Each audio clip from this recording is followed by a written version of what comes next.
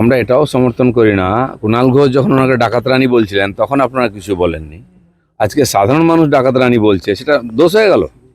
তিনি যদি ডাকাত রানী বলে প্রমোশন পেতে পারেন, পার্টির জিএস হতে পারেন, স্পোক্সম্যান হতে পারেন, এমএলএ হতে পারেন, তো সেখান থেকে অনুপ্রেরণা তো পাবলিক পাচ্ছে, তার জুতো ডিম সব পাঠাচ্ছে। এই কালচার কে নিয়ে আসছে? ব্যক্তিগত আক্রমণ করা, চরিত্র হনন করা, অপশব্দ বলা, রাজনীতিতে তার নাম নিয়ে যাতা বলা। তো একদিন ইট পাটকেল, আমি তো ইট খেয়েছি, আমার গায়ে এখনো দাগ আছে, আমার গাড়ি কতবার ভেঙেছে। দুটো ডিম খেয়েছেন বলে কি পশ্চিমবাংলার সংস্কৃতির অসতর্ক? যারা লাফাচ্ছে তারা সমাজ বিরোধী। আমি বলছি মানুষের অধিকার আছে নিজের রাগ প্রকাশ করার। ডায়মন্ড হারবারে আমার দুজন জেলা প্রেসিডেন্টকে তুলে নিয়ে গিয়ে একজনকে শ্রীরামপুরে রাখা হয়েছিল মাসের পর মাস, উকিল, তাকে মারা হয়েছে পুলিশ। একজনকে নিয়ে গেছে হুগলি চুঁচুড়া, রাখা হয়েছে দিনের পর দিন, তাকে টর্চার করার পরে থানা থেকে তাকে জেলে পাঠিয়েছে পুলিশ। একজন লয়ার, সে এখন সেক্রেটারি ওখানকার বারের ডায়মন্ড হারবারের, সে এখন এমএলএ হয়েছে ফলতায়, এবং জবাব দিয়ে টিএমসিকে 4 নম্বরে পাঠিয়েছে। এই জিনিসগুলো কে করেছে? আমরা তো সহ্য করে এসেছি। সেখানে যারা হাই তোবা করছে তারা তারা হচ্ছে সবচেয়ে বড় ক্রিমিনাল, যারা টিএমসির অত্যাচার নিয়ে কোনোদিন মুখ খোলেনি, কাপুরুষের দল। আমরা যখন দিনের পর দিন মার খেয়েছি, 250 লোককে ফাঁসি দিয়েছে, ঝুলিয়ে দিয়েছে, তখন এই মানবতা কোথায় ছিল? ডিমের জন্য প্রাণ যাচ্ছে, এই ডিমের জন্য তো লাইন দিয়ে দোকানের সামনে দাঁড়াও, হরিণঘাটার ডিম চাই বলে। ফ্রিতে খাচ্ছ, খাও।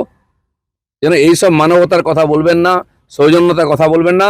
যারা সমাজ বিরোধী কাজ করেছে তাদের প্রতি সমাজ বিরোধীর মতো ট্রিটমেন্ট করা উচিত। শ্রীরামপুর এবং আইনজীবী, দুটো কথা আপনিও বললেন, আমিও বলি ওই একই কথা। শ্রীরামপুরের একজন আইনজীবী, তৃণমূল কংগ্রেসের কালীঘাট শাখার নেতা, তিনি বলেছেন আজকে যারা ডিম মারছে একসময় এই ডিম তাদের কাছে বুমেরাং হয়ে ফিরে আসবে। না, কি হবে ভবিষ্যৎ উনি দেখেছেন? উনার ভবিষ্যৎ কি লেখা আছে? উনি কোন গর্তে পড়বেন, ড্রেনে পড়বেন উনি জানেন? এসব ডায়লগ মেরে লোককে বিভ্রান্ত করবেন না। আমি তো বলেছি পশ্চিমবাংলার মানুষের মধ্যে মানবিকতা যায়নি, তাই ইটের বদলে ডিম মারছে। মারা উচিত ইট, আমি সমর্থন করবো ইট মারলে, কিন্তু মারেননি, কারণ এখানকার মানুষ অনেক ভব্য সভ্য, তাদেরকে এরকম ক্রিমিনাল বানিয়েছে টিএমসি। সেখানে এদের এটা পাওনা ছিল, তার জন্য আইন কানুন আছে, সে দেখবে। ভবিষ্যৎবাণী করাটা কাপুরুষতার লক্ষণ। রাজ্য এবং রাজ্যের বাইরে শিল্পপতিদের কাছে ভুল বার্তা গেছে।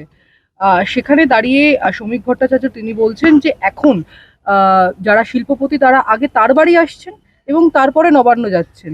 এটা খুব ভুল বার্তা যাচ্ছে শিল্পপতিদের কাছে। ভুল বার্তা কি আছে? আমার বাড়িতেও এসছেন শিল্পপতি, কারো বাড়িতে যায় না বলে কি ভাবছে?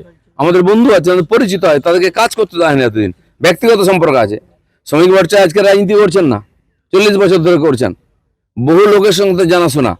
তখন আমাদের কাছে আসতো, আমরা কিছু করতে পারতাম না। আমার বাড়িতে আসছেন, আমার অফিসে আসছেন, আমি যদিও শিল্পমন্ত্রী নই, আজকে এখনই এসছেন, তার রাইস মিল নিয়ে সমস্যা আছে, আমার কাছে এসছেন।